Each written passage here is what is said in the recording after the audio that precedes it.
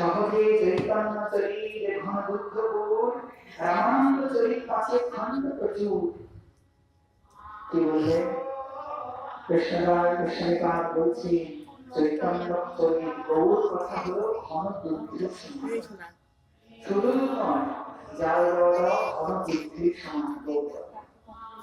আচ্ছা, ঘন দুঃখের মধ্যে কেউ যদি একটু মিশ্রিত হিসেবে কেমন লাগে করতে, কেমন লাগে বাবা?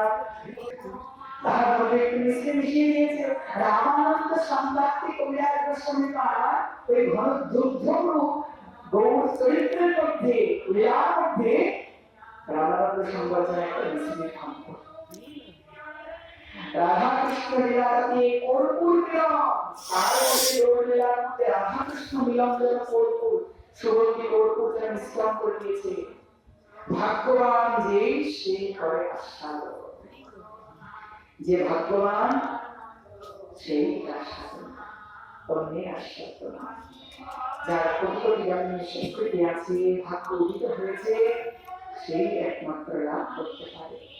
স্বরূপ জানবারে পর্চা দিকে প্রশোভানন্দিনী রাধারানীর চরম জীবনে অবিচলিত প্রেমভক্তি লাভ তখনই হবে যখন গৌর বলার ইন্দ্রিয় আমাদের পূর্ণ শরণাগতি প্রেম। শুভ রাধাকৃষ্ণ জগৎ নিতাই গৌর রাধাগোবিন্দ। তাই সেই রাধারানী বৃষভানন্দিনী যার প্রেম সর্বশান্ত শিরোমণি, যার ব্রহ্মার বাবার জন্য হাত পেতে বসে থাকে।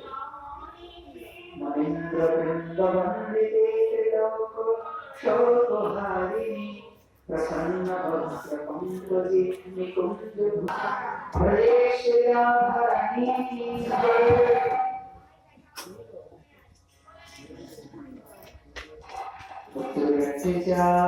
রাধে রাধে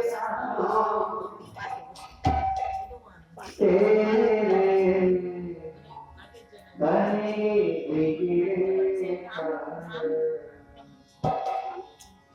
तो राधे राधे रखना।